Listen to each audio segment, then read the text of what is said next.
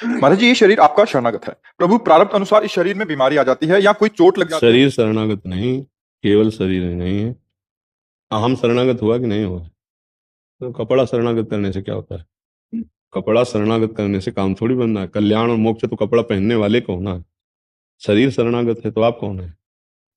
अभी आप शरणागत नहीं हुए क्या? है? हाँ, अहम शरणागत नहीं है, आप शरणागत नहीं है, तो शरणागति अधूरी मानी जाएगी। केवल शरीर शरणागति नहीं, तन वांग मनोभिर अमलई सोहम तविवाश्रितः। तन वांग मनो, शरीर वाणी मन और सोहम, सो अहम। तनवांग मनोभिर अमलई सोहम तविवाश्रितः, मैं आपके आश्रित हूँ। अब बोलिए क्या कहना चाहते हैं? महाराज जी, प्रभु, प्रारब्ध अनुसार इस शरीर में बीमारी आ जाती है या कोई चोट लग जाती है जिस पर दास का भाव रहता है कि मेरे प्रभु मुझ पर कृपा कर रहे हैं और ये मेरा अंतिम जन्म है और मृत्यु रूप में मेरे ही प्रिया प्रीतम आएंगे तो और प्रसन्नता होगी। परंतु अन्य लोग कहते हैं कि जब इतनी पूजा करते हो, इतना दिन तो तक अन्य लोगों से मतलब है? अन्य लोगों से मतलब है नहीं तो फिर जब आप हमारे समर्पित है तो आपको हमारी बात समझनी चाहिए। जो तुम्हारे अंदर आ रही है वो हमारी बात है, तो तुम्हें दूसरे की सुनने की क्या? दूसरे की सुनो तो हमारी बात छोड़ो, तो जाओ माया में। हमारी बात मान रहे हो तो दूसरे की सुनना बंद करो, अपनी निष्ठा पे मगन रहो। ये संसार के लोग तो कुछ भी बोलते, बातुल भूत विवश मतवारे थे नहीं बोले वचन विचारे, जिनकर कहा सुनी नहीं कहना। उनकी बात सुनने के क्यों? तुम्हारी भक्ति तो इतनी बुरी है, जिनकी भक्ति के पहाड़ हैं उनको पहाड़ जैसा दुख भोगना पड़ा। अभी बैठे थे कि नहीं बैठे थे? तो फिर अपने को उसी निष्ठा में लाना है कि आखिरी जन्म में भगवान का जैसा तेरा किया मीठा लागे, तो जोई जोई प्यारो करे सोई मोहि भावे न। राधा राधा राधा, ये संसार समुद्र है, निकल चलो चुपचाप तैर के। यहाँ कौन क्या कह रहा है देखने सुनने में लगोगे फंस जाओगे। सीधे चलो, गुरु के वाक्य से ही मोक्ष की प्राप्ति होती है। मंत्र मूलम गुरु वाक्यम तो मोक्ष मूलम गुरु कृपा। और जब कह रहे हो मैं आपको समर्पित हूं, तो फिर क्या चिंता करना है? अच्छा, शरीर नाशवान, इसे जाना है, आपका भी जाएगा आपका भी जाएगा। अब इसके लिए कोई चिंता नहीं करनी। संसार में तुम्ही को केवल मरना हो तो परेशानी हो जाए, संसार में तुम्हारे शरीर में केवल रोग हो तो परेशानी हो जाएगी। बेचारा पूरा संसार निरोग है, ये बेचारा रोगी है, या पूरा संसार नहीं मरेगा, ये बेचारा मरेगा, ऐसा तो नहीं ना। इसका नाम मृत्यु लोग, यहाँ सब मरेगा पक्का। तो इसलिए बहुत विवेक पूर्वक धैर्य पूर्वक हम संतों की बात सुने, संसारियों की बात क्यों सुने? संसारी पुरुषों की बात सुनने लायक है, पागलों की सलाह मानी जाती है। ये पागल है, अपने भोगों में रत है, इनका अलग स्वरूप है। विवेकवान ऐसे पागलों की बात नहीं सुनता। बातुल भूत विवश मतवारे, ते नहीं बोले वचन विचारे, तिनकर कहा सुनी नहीं कहना। तुम मुस्कुरा दो, राधा चल दे टेबल से, और क्या तुम मुस्कुरा दे। जैसे कोई उपहास करे ना तो उसमें बोर नहीं होना चाहिए, जय जय श्री राधे चल दिया। वो आदमी सोचे खीस माटी को बना हुआ है आदमी, इसको बुरा ही नहीं लगता। ऐसा भक्त होना चाहिए। हमको आनंदित होना है। वो हम जल गए कि इसने ऐसा क्यों कह दिया, तो हम सबके मुंह थोड़ी बंद करेंगे। हमको अपना मुख प्रसन्न रखना है, अपना हृदय निर्विकार रखना है। यहाँ आनंद है ना, सब आनंद है बस। धीर जी, सूरत से राधा वल्लभ श्री हरिवंश। महाराज जी, मेरा प्रश्न है कि स्थूल कारण और सूक्ष्म शरीर से ऊपर कैसे उठा जाए, उसकी क्या प्रक्रिया है? पहले नाम जप करो, नाम जप। कांटे से कांटा निकलता है, कांटा लगाओ तो कांटे से ही निकलता है। आकार में फंसे हो, आकार से ही शुरू करो।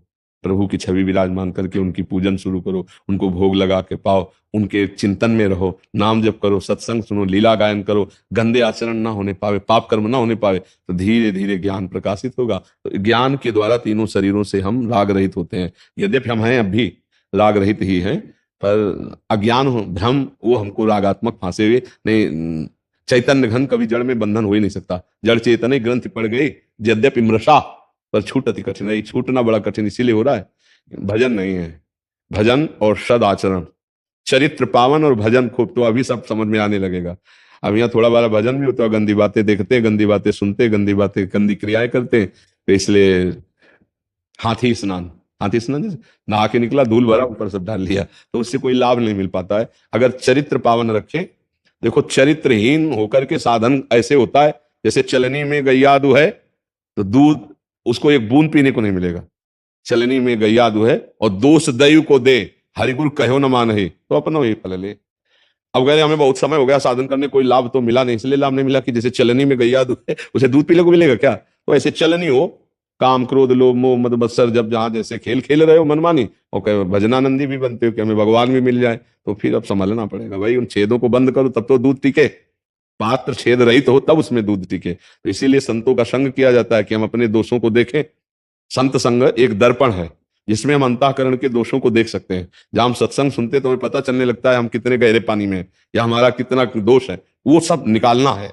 हम निर्दोष होकर, क्योंकि ब्रह्म निर्दोष है, भगवान निर्मल है, तो हम निर्मल मन करके ही भगवान को प्राप्त कर सकते हैं। तो नाम जप करो, जिन बातों को पता है गंदी बातें, उनसे दूर रहो, उनसे दूरी बनाओ, और खूब भगवान और गुरु के आश्रित भाव रखो, तो वही ज्ञान प्रदान करते, ज्ञानदाता भगवान है। तो जब ज्ञान हो जाता तब ऐसे दिखाई देता है, जैसे आपका शरीर दूर अलग, ऐसे ही शरीर स्थूल अलग दिखाई देता है, अंतःकरण अलग दिखाई देता है, स्वभाव अलग दिखाई देता है। अपने दृष्टा है, इनको देख रहे हैं, इनके द्वारा जो क्रियाएं हो रही हैं बड़े शासन पूर्वक ठीक से।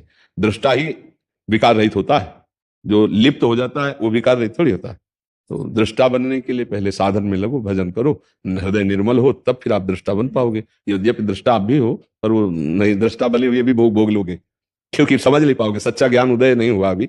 नाम जप पर ज्यादा ध्यान दो, नाम जप से ही सब जागृत हो जाएगा, समझ रहे। साधु संग और नाम जप, सत्संग और नाम जप, ये दो ऐसे साधन है जो सब कुछ प्रकट कर देंगे, भक्ति ज्ञान वैराग्य सब प्रकट हो जाएगा।